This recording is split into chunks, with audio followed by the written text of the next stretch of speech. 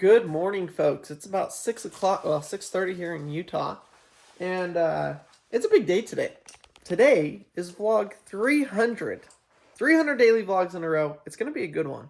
Honestly, we have no idea what's going to happen today. We just know where we're starting. We don't know where we're ending. So, that's a good way to put it. We are starting off here in my uncle's shop. If y'all saw yesterday's video, we are preparing to fly this airplane across the country. It's going to take us 3 days, and we've got a chase vehicle, and it's going to be an absolute adventure.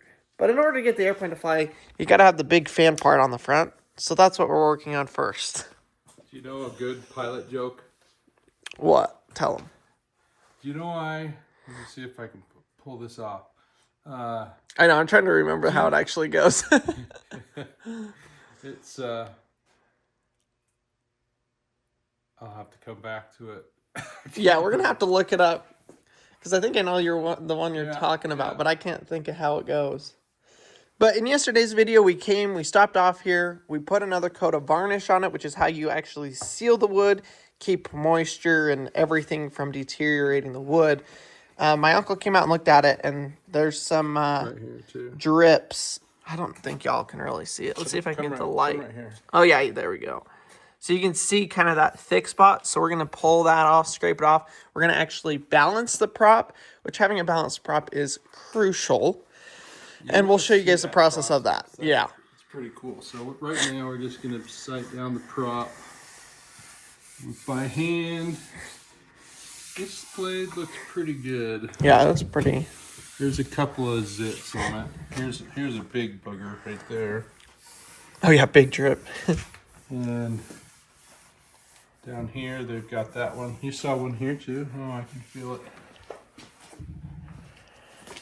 And of course, our two sticks got stuck. But that's fine. So there's some right there. This leading edge, or almost leading edge. There. Right there. So you can see there's a few imperfections. Or just kind of throw it on and call it good. That's all right. You could do now that. Now you come back and clean it up. But we're not going to do that. This is this is my early attempt to form the metal leading edge. Oh my goodness. Prop. See how that works? Yeah. Wow. I started shaping that. That's funny that this is still sitting here after umpteen years. Yeah, that's actually crazy. All right, so what I'm looking for is a scraper. And I think it was in here. Yep. Okay. This is a British tool, and it really is nothing more than what you see here. It's just a piece of stainless steel. And it even has a British trademark on it. I don't know if you can see it, but there it is. But it's precisely cut and ground and sharpened on each of these edges. In fact, you can feel the lip on it right there.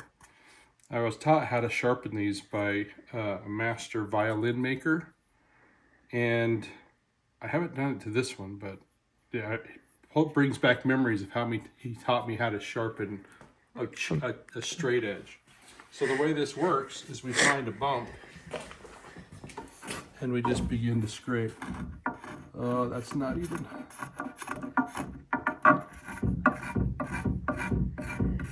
And so you don't sand this, you just scrape it.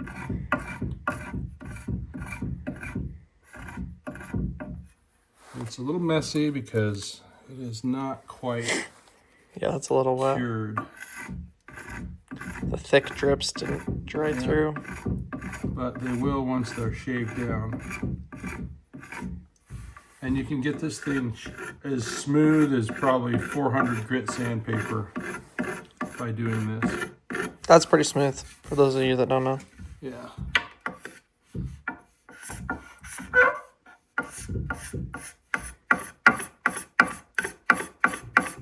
So you kind of do it by feel as much as you do it by sound.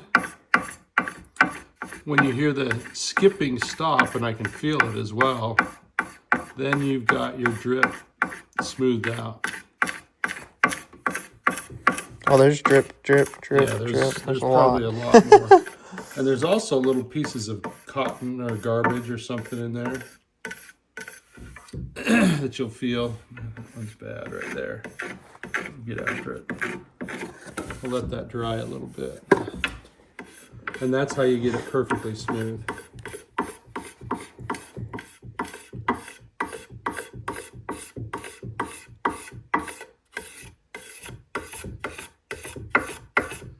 This is fun. It's like Craftsman in the morning. All growing up, there were, my gosh, it seems like a majority of the mornings when I woke up to go to school, my dad was already out in the garage working on the airplane. Is that right? You remember that? Oh yeah. Sometimes I, in fact, when we did this prop, I think Crandall told you earlier, we did this at the kitchen table because it was too dang cold in the garage, and so I just brought it inside. And so I would have chips and chunks. Piles of shavings. So before I left for work, I had to clean up the kitchen, the carpenter shop. I don't know how Mom always, she was just cool with it. Marcy's been good with me working on stuff in the house until I get the shop done, then she's probably going to say no more. Which makes sense. All right, we're on to step 2, which is balancing. So we got this prop hub adapter. We screwed into the flange, and then this is sitting on basically two knife edges. Yeah, 2 knife edges. And what we're trying to do here is balance the prop to make sure that it is the same on both sides, and that side is heavy. But not by much. So that side's heavy. There's a couple of different ways that you can adjust the weight. But first we decide how much weight it is. So this is a little tiny roll of paper, and we're just going to slide that on there. More. I need a full sheet of paper. Well, that's pretty light. Way too much. Way too much. So I need like a piece of paper, a sheet of paper. Well, I could rip one out of one of these books here, but... Don't grab some of his plants. His plants, yeah. Kind of working in the dark. Half of these lights work, half of them don't. Again, makes me grateful that we got good lights for our shop, because it's not the best working in low light. So this is a perfect segue into the sponsor of today's video, which is LED Lighting Supply. We're sitting here talking about LED lights. And these are the old lights. A lot of people use these in their shops, but we've got something better. You guys may have already seen it in one of our videos. But I want to give a huge thanks to LED Lighting Supply for sponsoring today's video. Let me show y'all. It is dark out. And there's something I have to share with y'all.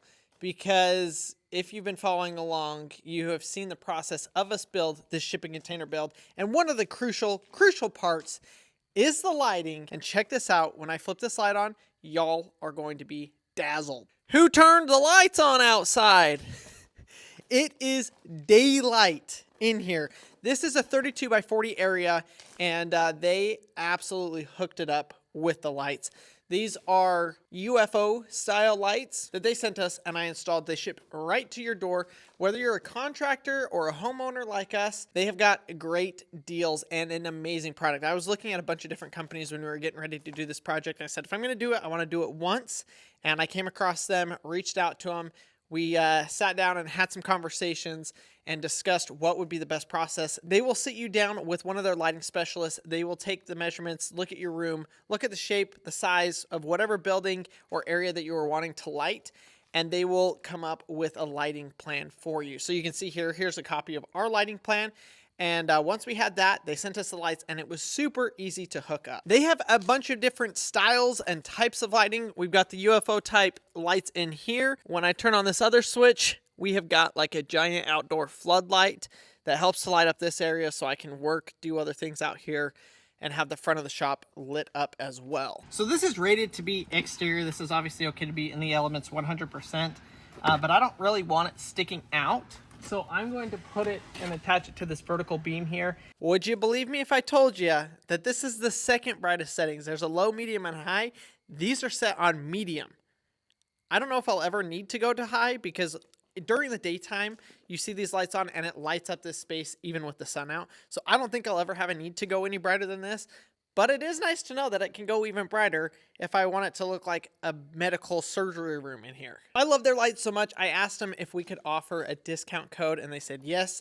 For any of your followers that would like to purchase, use the code EldredgeFam at checkout, and you will get 5% off of your order. I am telling you, if you want to do it and do it right the first time, and check out LED Lighting Supply. You guys will be absolutely ecstatic, like we are, with the quality of the lights. So I want to give a huge thanks to LED Lighting Supply for sponsoring and sending us these lights. Like I said, use the link down in the description, use the discount code EldredgeFam, and schedule your appointment with a lighting specialist that can hook you up with the best lights for your space. Lights out.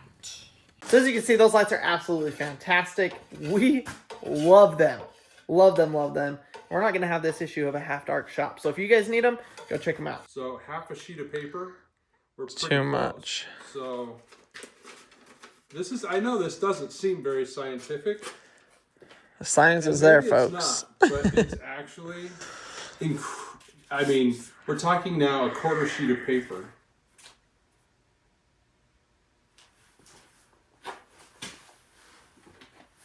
So we're not quite there yet. So we're going to do a quarter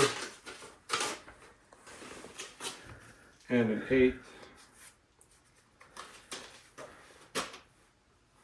Just to see where we're That's at. moving. Okay, see that?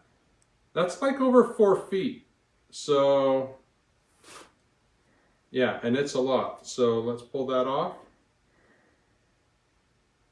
And momentum being what it is, it'll slow down. What we're looking for is it for it actually to stop. So if I toss half of this on. So now he's just coming through and starting to knock off stuff. Clean it up a little bit more. That varnish, you can shave weight one flake at a time. We're literally talking grams. And the more you take off down there, obviously your leverage. So you could take off, you'd have to take off a lot more weight at the base to get it to balance than you would off at the tip. Yeah.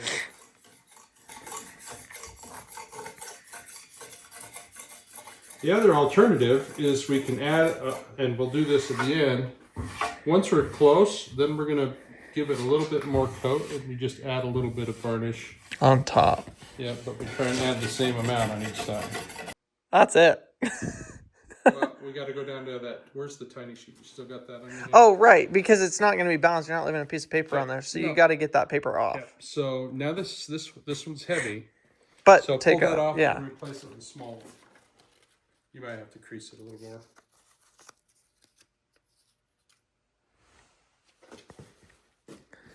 So we are still a little heavy on this side, which is what I expected. I switched it around so I had more room to work it. You ought to take some off the back. I think the back you've got Yeah. some. I guess You there's. think I've got some more Hold on. hoovers? There's quite a bit right there. I love this kind of stuff. It's so cool to me because when my dad originally did all of this stuff, I was really too little to know what was going on. You know, I remember him doing it and stuff like that. But, like, I didn't get to learn the skill of it or anything like that. So I love that now I'm old enough that all of this stuff that's being done, I can do it and I can learn how to do it. And we're basically 2.0 in it. Yeah, and this is so much. This kind of precise work. This is literally craftsmanship. It makes me just want to build another one. And well, guess what? We need another one, so Yep. we're gonna build it. We are. And we can take you through the whole process. And this is kind of a lost art, honestly. It was passed down to me by another builder. And there's only a few people. I would bet there's only a handful of people in the world that know how to build a prop. Yeah, or have done it. Yeah, most people, this is a store-bought item. Well, and just woodwork in general, especially woodwork in aviation, is a dying art. Like, it's not a thing that many people are getting into, and it's something that I love to do, and I think is super cool and fun, and I love doing it. And carry it on a little bit longer, and maybe one of my boys will carry it on for me, but there's a lot of wood airplanes out there. One of the cool things is once you find your way into a community, whether it's antique airplanes or woodworking or something like that, you'll find a lot of really passionate, cool people that love to pass on what they've got. And I feel like I'm getting to that generation where I'm kind of that guy. And you can get a ton of information, a ton of knowledge and understanding, and just some amazing skills for free. Yeah. Just for the sweat equity of getting out there and learning how to do it. We're going to flip it over now. Why is having a balanced propeller so important? You asking me? Yeah. Because you don't want the shaky shakes up there. Yeah. Vibration always happens in aviation, but you want to minimize it. And if you've got a prop that is out of balance, that is clear out on the front of your airplane, and it's going like this. And everything gets amplified. And it, as it works, yeah, exactly. As it works its way back through the motor mounts and everything, you just get more and more of that motion. You do not want that. Yeah, it's not comfortable for you or the machine. You can literally tear an airplane apart. And it starts slow. Ooh, that might be it. If it starts to rock back and forth like that, that's what we're looking at. It's not going any faster. It's just... Oh, and it stopped. Now it's going back. Yeah. It's perfect.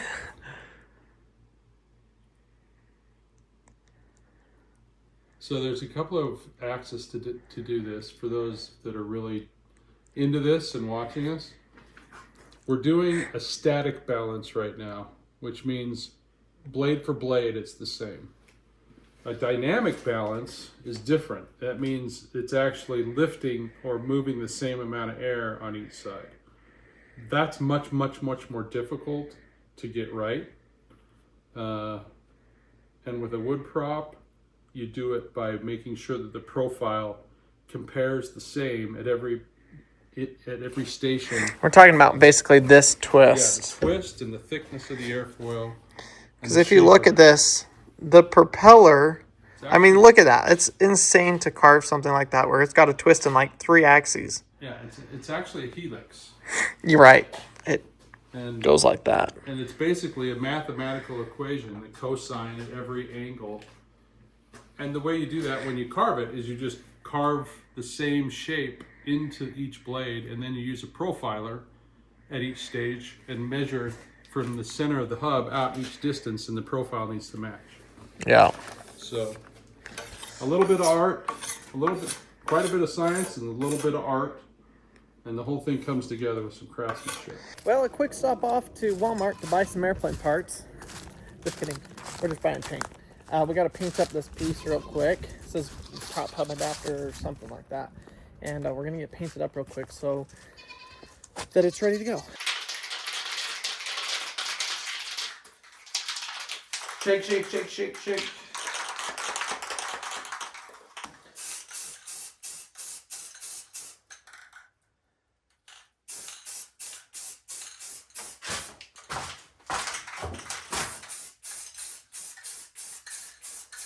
We bought fast drying paint for everything because obviously we're somewhat on a time crunch. The quicker the better. Gotta listen to some heavy metal music. Get the headbanging going. Well, the last time you saw me, it was in the morning, early. It is now 1 o'clock. We had talked about going home today, leaving and doing that, and it just... things are taking longer than we thought. The prop is now done though. We did end up putting a last coat of varnish on after we scraped it and balanced it. So it is ready to go. You can actually see it's raining outside. That water is pulling up on it. So I dropped off my dad at the airport. He went to go get some stuff done. We spent the day or the morning time with my grandparents and my aunt. And now we're back to work on the airplane. So he's getting stuff set up. We'll see what he's into by the time we get back there. But I'm driving this prop to where we need it to go. The goal was, like I was saying, we were talking about leaving today, and then things just kind of got out of hand, and some weather moved in. It is raining, and the longer flight isn't great, but that rain is going to move out of here by this evening. So hopefully, best case scenario, we get everything done, and then we can test fly it for an hour or two before we actually leave tomorrow or Monday. That's kind of the idea as of right now. We're dividing and conquering. My dad's doing the gas fuel system. I'm doing the oil system. I've never done it before on this airplane, but I just undo this bolt and then undo the cap or what? You undo the safety wire. Yeah, done. And then you just remove the bolt. Okay. There will be plenty of. I'll open the. There you go. There we go. Messy job. Think I'm gonna make it? I sure hope so. It'll get on your boots. And stuff. It'll get all over me. It really probably will. Shucks, this is a dumb here. I'm gonna stand back. Well, it's gonna splash. I don't really want it to splash. Oh, I have to clean up varnish. Yeah, I would lift it and then get a string going. Here we go. Ready? Mm-hmm. Oh, we need that washer.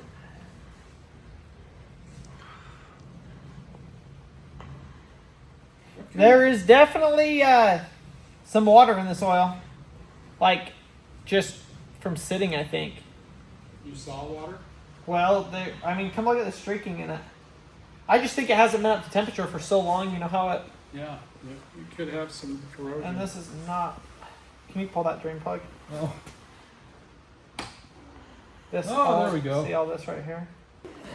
What do I clean all this varnish off with besides gas? I don't have any. Carb cleaner. That's true. Well, it's aluminum. I don't want to use Does that. that not... Can't use it? It'll Shouldn't? attack it.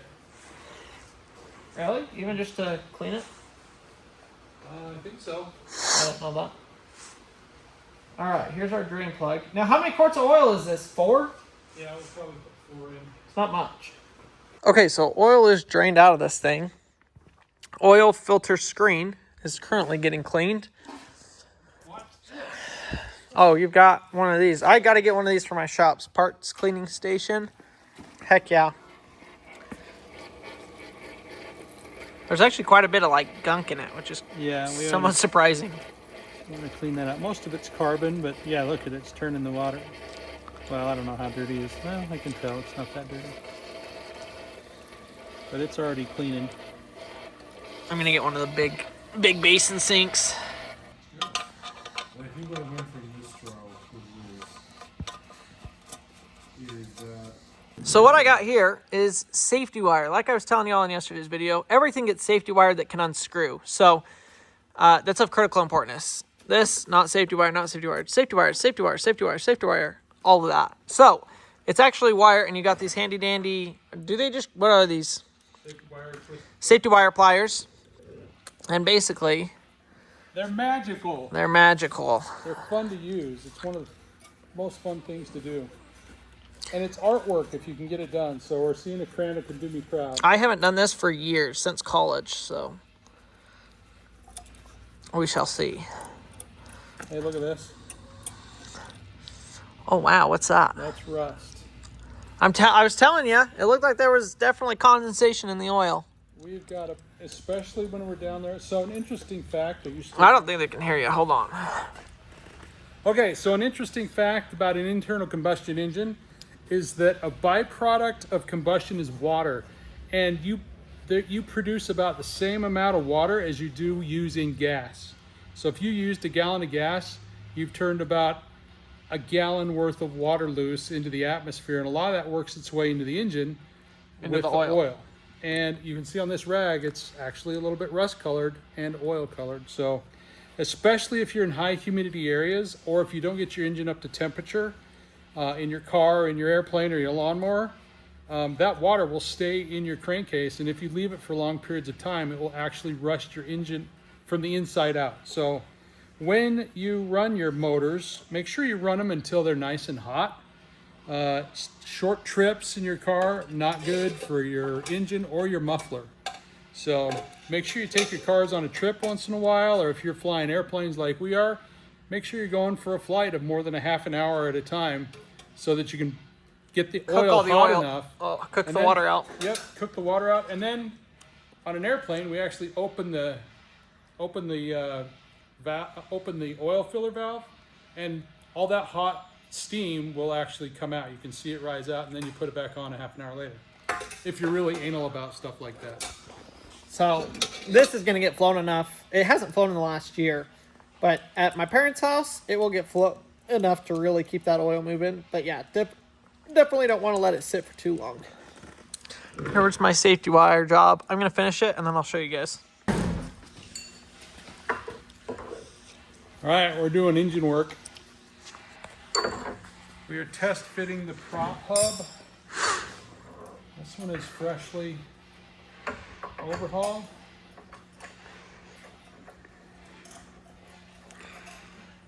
And that's the hub. Now we go with the prop. I hope you brought the cap plate. Okay, propeller. 10 pounds of walnut and birch. Like that. So what we're doing right now is we're test fitting. Look at that. That suddenly looks really cool. Starting to look like an airplane again or what?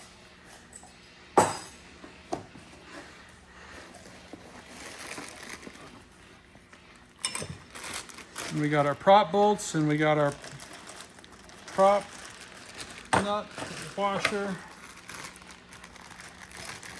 and our retaining screw. What we're doing right now is just making sure that we're clocking the propeller to the right position. Hey, check my safety wire. It ain't the best, but it's It better be good. pliable, I reckon. Did we need a safety wire or need a tail? Whoops. Don't drop your prop bolts. I don't I don't think they think were. so. The top and the bottom. Do we need to cowl it before we really put this on? No, we're just indexing it so we know it goes to the right spot.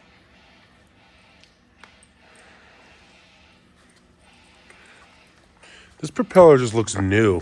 Like it was not in this good. Didn't look like It did not look like this when it when we took it off. So let me explain to you why we're doing this, because he was kind of saying this airplane has 0 electrical system. So there's no electric start, there's no battery, there's no nothing on it. So in order to start this plane, you actually do what's called hand propping, which means you get up there on the front of that propeller and you crank it, and that's how she starts. Very dangerous. It's not It dangerous. is. It is a very It's dangerous thing. if High it is not- consequence of failure. If it is not done correctly, it is a very dangerous thing. So you want to make sure that you're well trained and capable of getting out of the way. And there's a whole thing. We'll go into that maybe in a future video here when we're getting ready to leave or something. Or maybe if we fly it today, we'll talk a little bit more about it. But this is a plane that you hand prop. So what he's doing is he's finding the compression, because when you pull down, you want at the top of your arc when you're swinging that propeller, you want the compression to be in that first half of pull through, because you're pulling through and letting go. And if the compression was on the backside, you'd pull through really easy and it would just hit that and it would bounce back. So you're pulling it through that compression and then getting the momentum of the propeller to turn it over again the next time and hopefully start. So it's a pretty cool thing. It's a lot of fun. But We call it the Armstrong starter system. Armstrong starter system. I bet folks. it gets your adrenaline going though for sure. Hopefully That- it doesn't. It's a pretty mellow thing. Like watching it can look a little barbaric and kind of crazy, but it's But that's how they did it with much, much larger forever. engines. Yeah, they used to start all the warbirds like that. Yeah, like in Jersey they have a place called what is it called? Old Rhinebeck. Old Rhinebeck, and they have planes bigger than this, and they're hand propping them, and a lot faster too. The blade spins a lot faster, so it's actually incredibly more dangerous than this airplane. But So this is where you want it, is you want to clock it with the compression stroke starting at about 10 o'clock. And that's right where we're at. You see how the prop's bouncing back? That's where that compression stroke starts, so that when you heave ho, it fires right then, and by the time the prop is coming through where your leg would be, you swung your leg out of the way and the whole momentum of your body is away. The scariest time is when you have to do it by yourself and you don't have a way to really keep the plane tied down. You always got to hook it onto a chain or car or... There's plenty of instances where planes have got away from people and literally chased them down. Yeah, So we don't want that. we don't want that. We've done this for a number of years, and it just requires a good amount of respect. pretty quick. 2 people is the best. 1 person in the controls, 1 person propping it. But like I said, when you're flying it by yourself, we'll chain the tail wheel down, which we ought to put an anchor, drill a concrete anchor into your driveway. Yeah. So that we can tie it down and go. Yeah. Because a lot of times you do go fly by yourself. So what you do is you set the plane up, you'll chain it down, you'll start it, you'll go back, mess with the controls, get it to idle, unhook the chain, and then climb in the plane while it's running. Which it doesn't have a parking brake either. So you're kind of on the move once it starts going.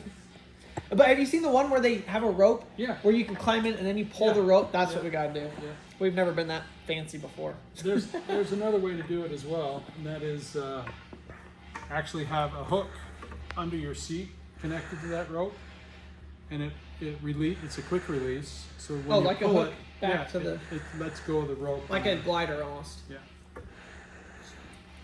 Well, we'll definitely add something like that to mine, like a built-in hook.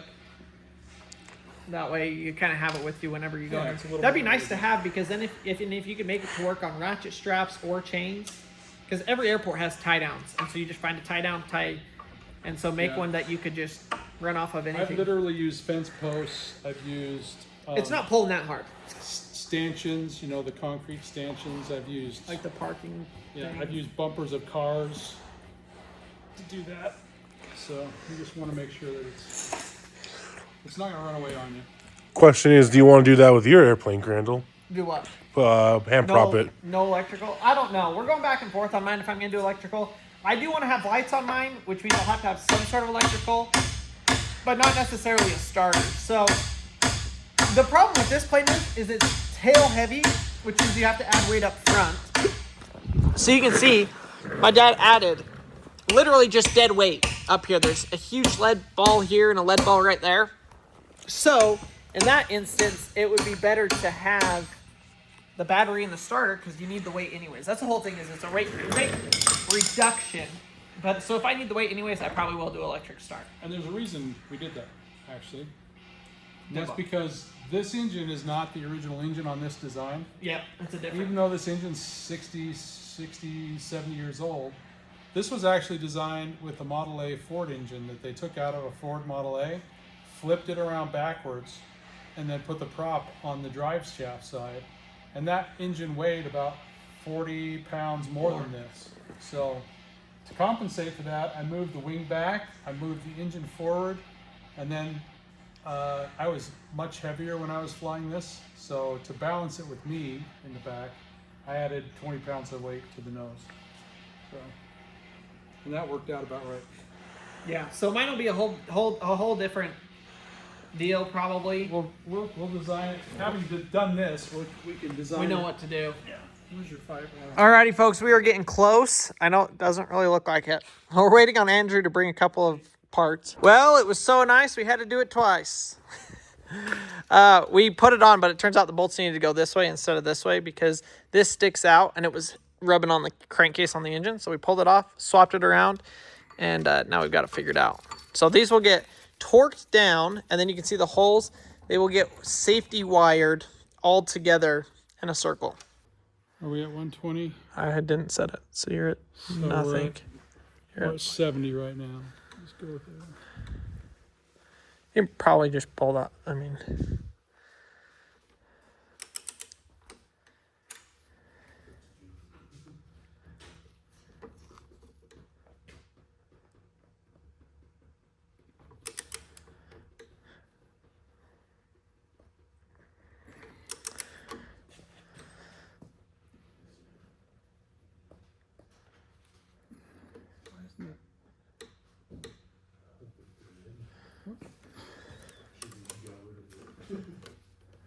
you going backwards? Yeah.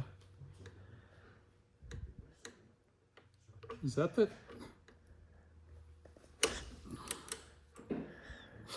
What? I'm trying to figure out where the detent is. This is only 20. Yeah, that's what I'm saying. You got to be up, threaded up to here to. Yeah, I was trying to start off low. Apparently, I blew right past it. Yeah, you come to like 125 and see where that gets us. All right, that is torqued down. So that is hooking all of this metal piece. Well, not this one here, but the metal cone to the actual prop, or to the crankshaft of the engine. And then this plate is what actually connects the propeller to the deal. And that's for the nose cone. I've always thought the nose cone on this plane is cute. Did you want a shorter washer? That's the fat one. I think, well, these are the longer bolts. So it probably is okay. We might need 2 washers on this, actually. All right, Crandall, what you doing? Okay, so there's dual controls on this airplane. Well, you can take them in and put them out. Peter spent a bunch of time putting them in, and I'm tearing them out. And we only did it for like 2 flights. Like watched while somebody else put them in. Oh. Yeah, okay, be that way. No, Peter was supervising while they were putting in. And I couldn't even fit in here if I wanted to. We had to get our friend Taylor, who it's is very difficult to get in the front seat of this airplane. so I got it pretty well pulled out. It probably helps that I kind of know what I'm doing. She may not have known what she was doing. well, with Andrew and I's guidance, we managed to help her out. To get it going. But getting to the rudder pedals was just I was gonna say, cause here, let me show you how much room I have.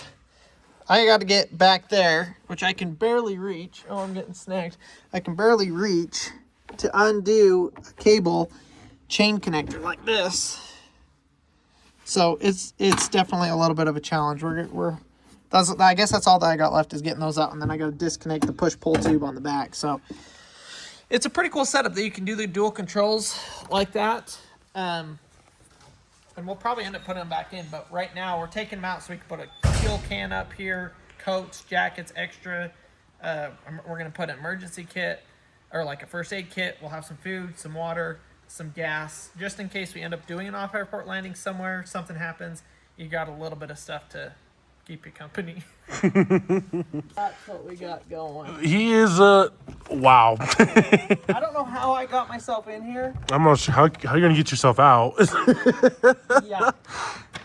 And she somehow put the chain link on backwards. It's on the back side of the pedal, not the front side. Oh, you got your head down under you there?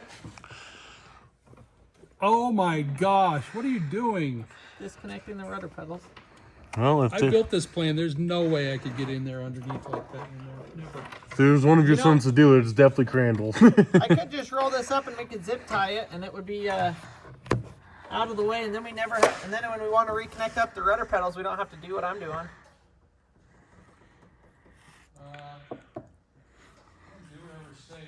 It's safe. We're gonna get over here, get a better angle. Like the E, it's kind of a common thing, of airplane trend. Started with this airplane actually, so. All right. Oh, we're doing that. We're doing that. Shut it down in here. Instead of disconnecting this, so the link on the chain is on the far side right here, which I can get to it. I can make it work, but that's a pain in the butt. But I'm thinking, what if we just zip tie all that like that? You think that'll work? And then when we want to, we cut the zip tie, pull it back down here, connect it, and we're done. Probably. It's not. Tell them it's not connected to nothing. It's not connected to anything. Yep. Yeah. Have my dad come look at it and grab a couple zip ties. Come where I'm at and grab a couple zip ties. Please. Please. Hey, do I need to check the ELT while I'm in here? Does he need to check the ELT? We could do it remotely. He did it remotely. Okay. What is the battery time? What is the battery on it? I don't know. How do I tell? We can check the logbook or you can just disconnect it. Okay. Found your thumbnail. Also, have my dad get me a rug to clean up this brake cleaner. You got a rag or a rug? A rag.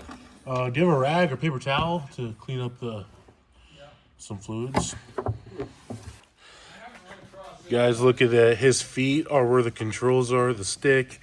He's just... It's not very comfortable. I could imagine. Oh my goodness. I'm pretty sure every experimental airplane that has the title experimental has to have this placard So it doesn't mean that it's dangerous. It's just telling the passengers that this wasn't built in a factory. It was built by somebody, the person who has the plants, I suppose. So it doesn't mean anything bad. Don't panic. This is a perfectly good airplane. Well, this weather is not great. We would have to fly straight into that, which is a no-go. So around here, around the airport, it's cold, light drizzles. The rain's pretty much stopped, I think, for the day. But, yeah, it's pretty chilly. I think we are going to try and still go fly it, just because we want to test everything before we jump in it and start trekking across. So we're going to try and get that done. I've got to run to Walmart to go get some Fix-A-Flat. And what else? I think that's it. Andrew's grabbing some O-rings for the fuel system. And I think after that, we're just buttoning up, putting everything back together. Fuel stuff is fixed except for that O-ring. Oil system, check. So we got to run the engine, check all of that. But like, we're ready to, kind of button it up and push it out and go see if we can go burn some gas. Oh, it's been a long day.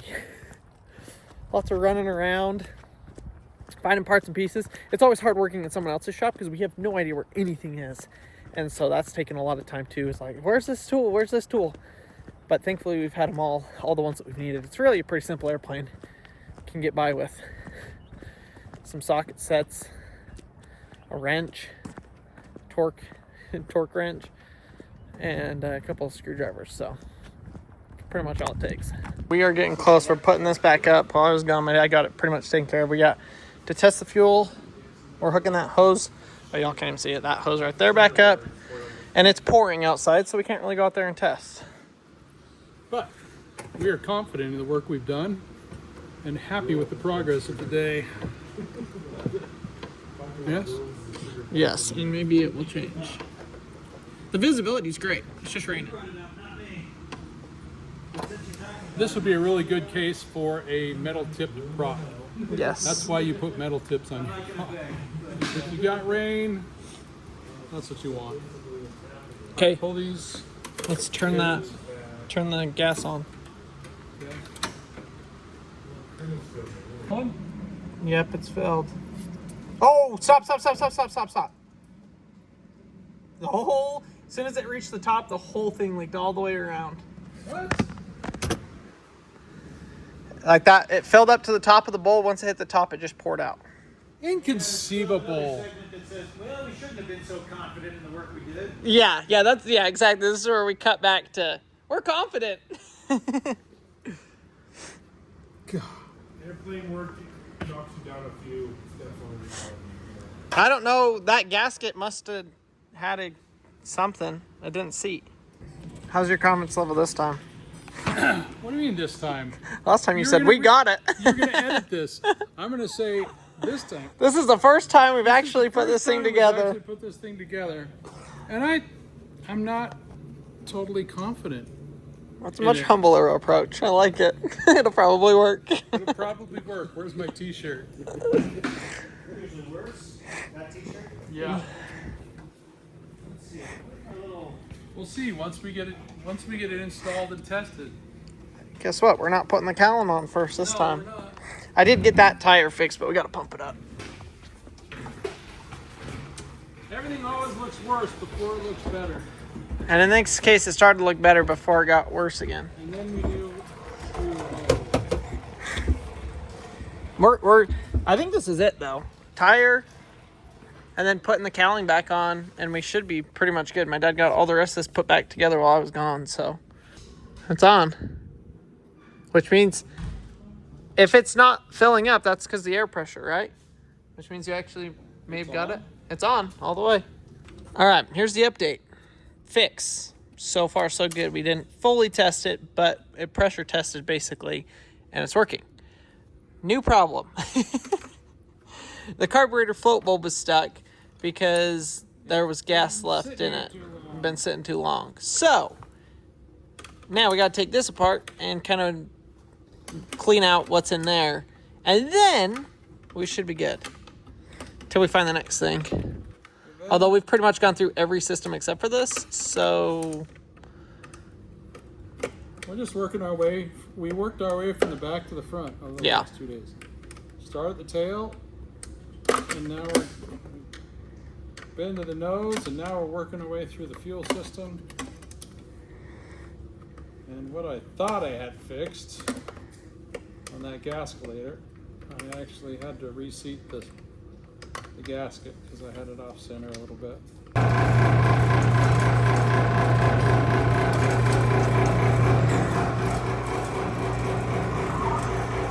there's a little bit of fresh snow on the mountains over there. All right, well, we are ready. Everything is put back together. It's time to do a little bit of testing. Make sure everything is the way we think it is. So we're gonna pull it out. The rain has pretty much stopped, which is great. We got a little bit of wind. Nobody wants to fly it, but I might just do it. Go throw on a coat and go for it. We'll see. We'll see how adventurous everybody gets. I'm still young and dumb, so I'll brave the cold. It's not raining too hard. His cleanup job shouldn't get too wrecked. His washing. Huh? Yeah. Looks small when it's pushed back in the corner like this. Good. 2 feet. Almost. Where are we going with it? Well, either straight ahead or... Let's go straight ahead. I'd rather start it than be in the wind. Yeah. I don't have a hood. I still can do this. Oh boy. Off. Off. Andrew, make sure full in, all the way in. Yeah. Okay.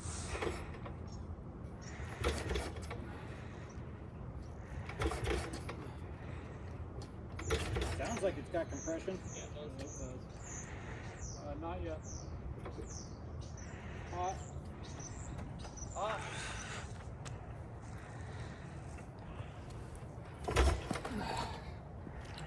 Ouch. All right. Yeah. Well, we're gonna put Dad back off. Is Dad into shape? Off. On. On. Off.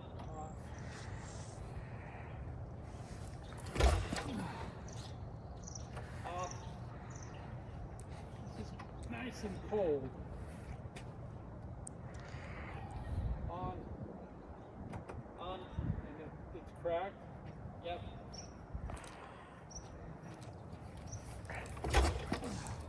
Out. Off.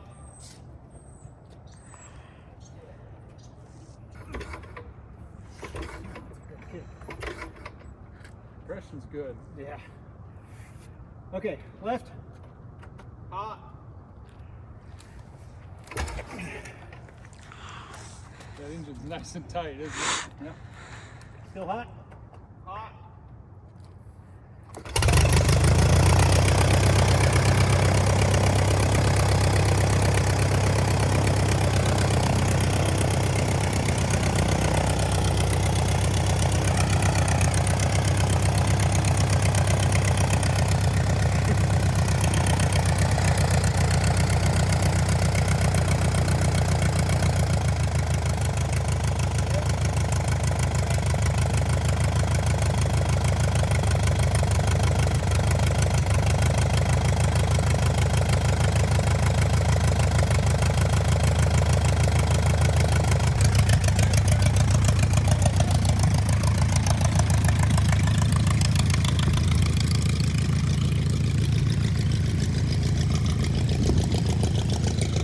Okay, this is cool. It's under power and he's steering. We see a little problem with the brakes and we can smell the smoke oil smoke. Yeah, it's But look at that.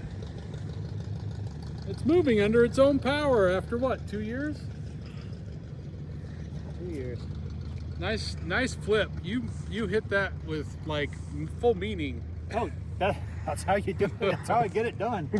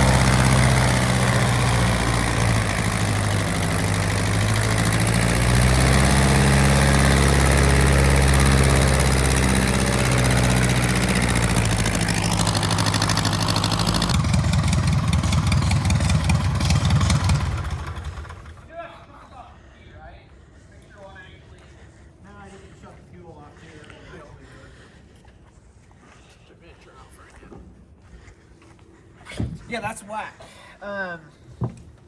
We didn't try it with carb heat, which I don't know if that would have affected it. No, it shouldn't. It's like that mid. You're dripping fuel like crazy. It's off now. Why are we dripping fuel? Oh, that feels good. The sound of it. Oh. Lifting it out of the carb box. Where is it coming from? I think it's coming from the carb. Oh. Boy. Well, I love the sound of it. And the smoke.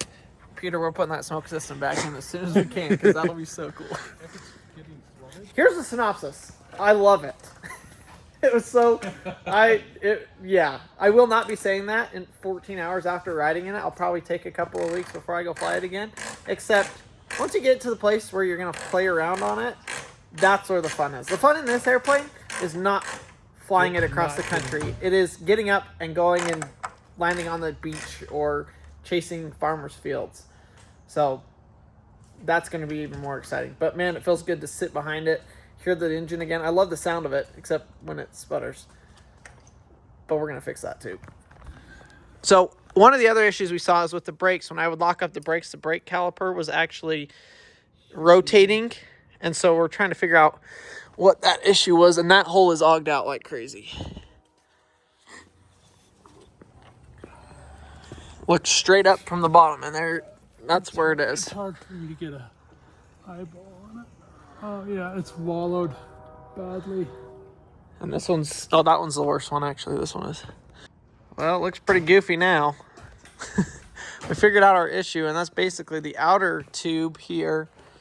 You can see that hole, maybe, is no longer like a perfect circle. It's started to elongate just from this motion. When you use the brakes, it's always trying to twist. So I think we've come up with a new option to drill a new hole through this way, but we may come up with something else. I think that might be what we do. That sun is lighting it up over there. Made it through the sliver of clouds somewhere over there in the east. Well, what a day.